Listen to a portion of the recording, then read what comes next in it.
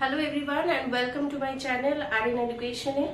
আজকে আমি তোমাদের যে টপিকটা নিয়ে এসেছি সেটা হচ্ছে, এর আগের দিনকে যদি আমার ভিডিওটা ফলো করে থাকো তাহলে দেখবে আমরা ডিসকাস করেছিলাম ইভ্যালুয়েশন অ্যান্ড মেজারমেন্টের উপরে।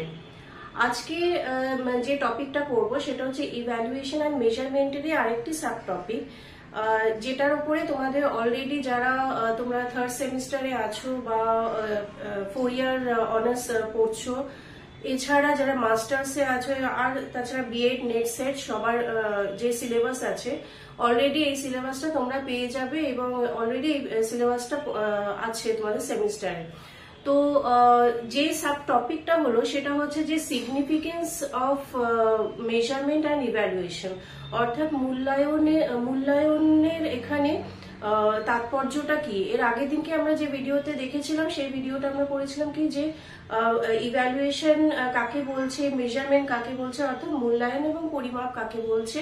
মূল্যায়ন এবং পরিমাপ বলতে আমরা কি বুঝছি এবং তার ডিফারেন্সটা কি, অর্থাৎ বেসিক ডিফারেন্সটা সম্পর্কে আমরা জেনেছিলাম। আজকে আমরা দেখব যে মূল্যায়ন বলতে যে বিষয়টা আমরা বুঝি এবং সেটা শিক্ষার ক্ষেত্রে কি কাজে লাগছে, অর্থাৎ শিক্ষাগত ক্ষেত্রে এর তাৎপর্যটা কি, সেইটা আমরা আজকে ইন ডিটেলসে জানবো। আমি কিছু এখানে পয়েন্টস তুলে ধরবো, যে পয়েন্টসটা আশা করি তোমাদের নিজেদের পড়ার ক্ষেত্রে হেল্প হবে। আর আমার মনে হয় এটা অনেকটাই কভার হবে টপিকটা, যেটা যাতে তোমরা নিজেদের নোটসটা অনেক সহজভাবে নিজেদের মতো করে তৈরি করতে পারো। আসো তাহলে আমরা দেখি যে মূল্যায়নের তাৎপর্য কি শিক্ষার ক্ষেত্রে, অবশ্যই অর্থাৎ শিক্ষাগত তাৎপর্যের ক্ষেত্রে মূল্যায়নের কি গুরুত্ব, বা বলা যায় যে এটা সিগনিফিকেন্স অফ ইভ্যালুয়েশন মানে কি বা এর গুরুত্বটা কি, এটা আমরা একটু বিস্তারিতভাবে আমরা সেটা আলোচনা করব। চলো তাহলে আজকে শুরু করি আমাদের আজকের টপিক সিগনিফিকেন্স অফ ইভ্যালুয়েশন। তাহলে ফার্স্টেই আমরা দেখে নিই যে এখানে আমি পয়েন্ট করে দিয়েছি যে মূল্যায়নের গুরুত্ব বা সিগনিফিকেন্স অফ ইভ্যালুয়েশন বলতে আমরা কি বুঝি। ফার্স্ট আমরা যদি দেখি যে শ্রেণীকরণ, নাম্বার 1 শ্রেণীকরণ মানে কি, অর্থাৎ হচ্ছে ক্লাসিফিকেশন কার সাথে না, শিক্ষার্থীদের মধ্যে ক্লাসিফিকেশন করা, অর্থাৎ একজন শিক্ষার্থীর মধ্যে বা একজন ব্যক্তি মানুষের ক্ষেত্রে তার বৌদ্ধিক ক্ষমতা এবং তার সামর্থ্য এবং দক্ষতা অনুযায়ী সে তার ব্যক্তিগত ক্ষেত্রে তার ব্যক্তিগত আচরণের ভিত্তিতে তাকে ক্লাসিফিকেশন করার কথা এখানে বলা হচ্ছে, অর্থাৎ কি হিসেবে তার বৌদ্ধিক ক্ষমতা এবং মানসিক ক্ষমতার ভিত্তিতে তাকে শ্রেণীকরণ করাকে বোঝানো হচ্ছে। নেক্সট হচ্ছে প্রতিকারমূলক শিক্ষণ পরিকল্পনা, অর্থাৎ প্রতিকারমূলক বলতে কি তাকে কারেকশনাল ভাবে আমি ভিত্তিতে আমি কিভাবে তাকে মূল্যায়ন করছি, অর্থাৎ শিক্ষণ পরিকল্পনা এখানে বলতে বোঝাচ্ছে যে এডুকেশনাল প্ল্যানিং অর্থাৎ বা লার্নিং প্ল্যানিংটা আমি কিভাবে নেব।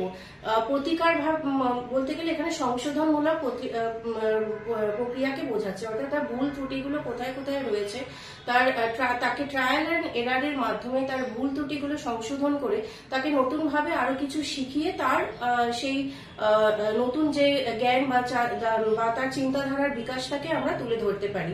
সেইখানে আমরা মূল্যায়নের প্রক্রিয়াকে আমরা কাজে লাগাচ্ছি বা সেইভাবে আমরা তার বিচারকরণ করছি, যে প্রতিকারমূলক শিক্ষণ পরিকল্পনা। থার্ড হচ্ছে শিক্ষার্থীর অগ্রগতির তুলনা, অর্থাৎ লার্নারদের প্রোগ্রেসিভ বা ডেভেলপমেন্টাল ফ্যাক্টর।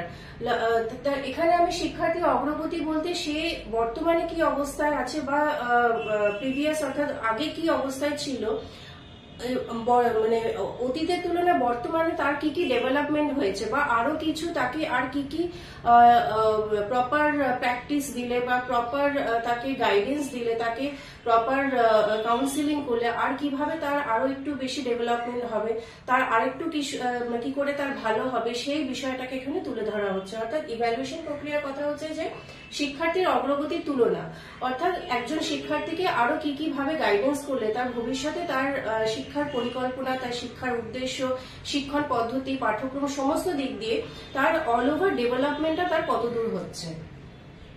নেক্সট হচ্ছে শিক্ষাগত এবং বৃত্তিমূলক নির্দেশনা, অর্থাৎ হচ্ছে গাইডেন্স অ্যান্ড ভোকেশনাল ডেভেলপমেন্ট বা গাইডেন্স অ্যান্ড ভোকেশনাল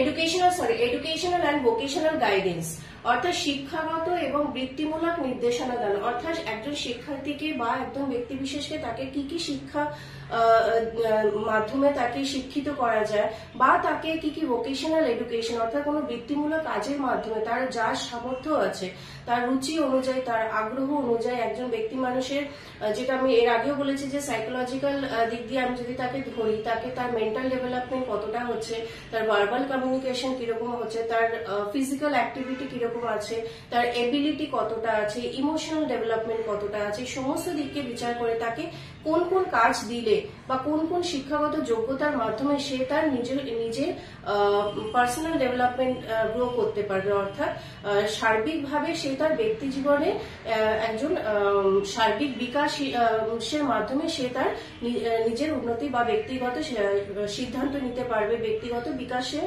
দিকে যেতে পারবে।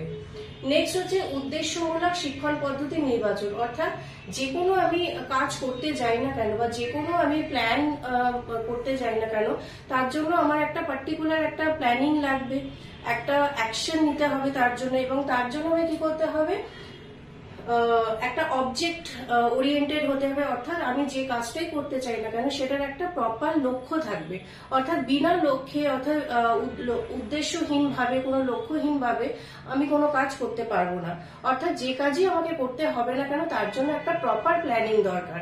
এই প্রপার প্ল্যানিং করতে গেলে আমার কি লাগবে না, সঠিক পদ্ধতি আমাকে নির্বাচন করতে হবে, সঠিক টুলস আমাকে ইউজ করতে হবে, অর্থাৎ সঠিক কৌশল বা সঠিক নীতিগুলোকে আমার নিতে হবে, কোন কোন পলিসি বা কোন কোন নীতি আমি নিলে সেই কাজটা আমার সঠিকভাবে এগোবে, কোন কোন পদ্ধতি আমি নির্বাচন করব, অর্থাৎ পদ্ধতি আমার অনেক কাছে, কিন্তু কোন বিষয়ের ওপরে আমাকে সেটা দেখতে হবে, কোন পরিস্থিতির ওপরে আমার সেটা দেখতে হবে, কোন পদ্ধতি নিলে একজন ব্যক্তি বা একজন শিক্ষার্থী বা একজন ছোট বাচ্চাই যদি আমি নেই, তাকে যদি আমি প্রপার ডেভেলপমেন্ট করতে চাই, তার কোন কোন টুলস আমি ইউজ করলে তার প্রপার অল ওভার ডেভেলপমেন্ট আমার তৈরি হচ্ছে, অর্থাৎ তার আমার একটা অবজেক্টিভ থাকতে হবে, অর্থাৎ এডুকেশনাল অবজেক্টিভস আমার নিতে হবে according to proper selection of educational tools, বা বলতে পারো এডুকেশনাল প্রসেস বা লার্নিং প্রসেসের মাধ্যমে। নেক্সট হচ্ছে পাঠ্যক্রমের সংস্কার, অর্থাৎ কারিকুলাম ডেভেলপমেন্ট।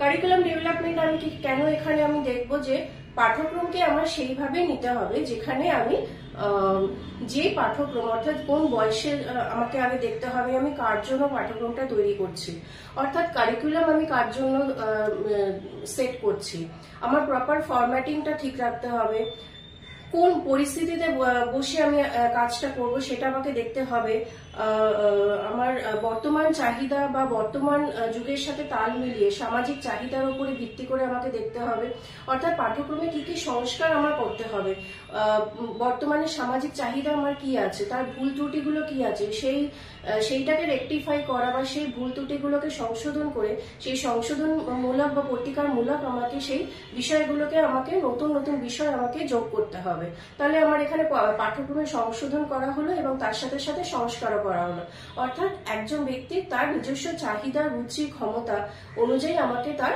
এবং তার বয়স, অবশ্যই বয়সকে ভিত্তি করে তার পাঠ্যক্রমকে আমি তৈরি করছি। তাহলে হলো আমার মূল্যায়ন তখনই আমি সেইভাবেই আমি করবো যাতে পাঠ্যক্রমেও সংস্কার আমার দেখতে হবে, যাতে কিনা তার ভবিষ্যতে তার যে ডেভেলপমেন্ট গুলো রয়েছে সেই ঠিকঠাক মতো সে তার নির্দিষ্ট লক্ষ্যের দিকে এগোতে পারছে কিনা। নেক্সট হচ্ছে বিদ্যালয় এবং সমাজের সম্পর্ক স্থাপন, অর্থাৎ হচ্ছে স্কুল আর সোসাইটির মধ্যে একটা রিলেশনশিপ তৈরি করা। এটা কেন হচ্ছে, কারণ আমরা জানি যে আমাদের বেসিক যে এডুকেশন আমরা নেই, যে ফর্মাল এডুকেশন সিস্টেম যেটা বলতে আমরা বুঝি যে স্কুল থেকে আমরা পাই। আফটার দেন আমরা কি করি যে স্কুলের পরে আমরা কোথায় যাচ্ছি, সমাজের মধ্যেই আমরা যাচ্ছি, কারণ আমরা সামাজিক জীব, সমাজের মধ্যে থেকেই আমাদের সমস্ত কাজ করতে হচ্ছে।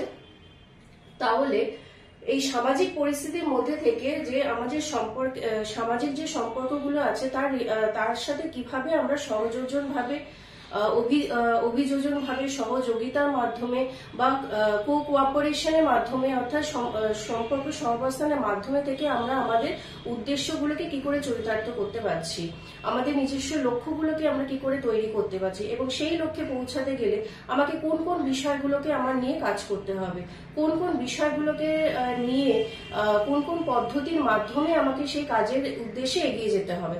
তাহলে মূল্যায়ন আমাকে সেটাই শেখাচ্ছে যে ইভ্যালুয়েশন আমি নিজেকে করব, অর্থাৎ আমি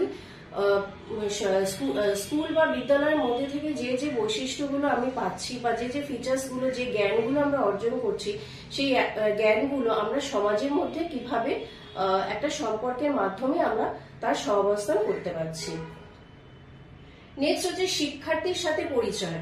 শিক্ষার্থীর সাথে পরিচয় বলছে এখানে শিক্ষার্থীর মানসিক দক্ষতা, মানসিক বিকাশ, তার সামর্থ্য যোগ্যতা অনুযায়ী তার সাথে পরিচিত হওয়া। অর্থাৎ মূল্যায়ন আমাকে শেখাচ্ছে যে একজন শিক্ষার্থীকে আমি কোন কোন দিকে তার বিচারকরণ করলে আমি তার সম্পূর্ণ তার ব্যক্তিগত বৈশিষ্ট্যগুলো জানতে পারছি। তাহলে তার এখানে তার ব্যক্তিগত বৈশিষ্ট্য, ব্যক্তিগত রুচি, তার পছন্দ, তার যোগ্যতা, মানসিক ক্ষমতা, দক্ষতা, যোগ্যতা সমস্ত কিছুকেই মূল্যায়ন আমাদেরকে শেখাচ্ছে। নেক্সট হচ্ছে শিক্ষকের যোগ্যতার বিচার। এটাও আমরা জানি যে শিক্ষার্থীর যেমন আমরা যোগ্যতা বিচার করছি, তার সাথে সাথে কিন্তু আমাদের শিক্ষকেরও সঠিক যোগ্যতা আছে কিনা, অর্থাৎ শিক্ষকের আরো কিছু প্রফেশনাল ডেভেলপমেন্ট করার প্রয়োজন আছে কিনা, সেই বিষয়গুলো আমরা কিন্তু মূল্যায়নের মাধ্যমে জানতে পারছি। একজন শিক্ষার্থীকে যেমন আমরা জাজ করছি, যে তার যেমন বিচারকরণ করছি, তার যেমন ইভ্যালুয়েশন আমরা তৈরি করছি বা জানতে পারছি, শিক্ষকেরও কিন্তু তার পাশাপাশি আমরা জানতে পারছি যে একজন শিক্ষক তার কি কি বৈশিষ্ট্য নিয়ে তার শিক্ষকতার বৈশিষ্ট্যকে তিনি তুলে ধরছেন। অর্থাৎ শিক্ষকেরও যোগ্যতার মান, তার পদ্ধতি, তার কৌশল, তার পড়ানোর প্রক্রিয়া সমস্ত কিছু কিন্তু বিচার করার মতো সেই বৈশিষ্ট্যগুলো আমরা জানতে পারছি।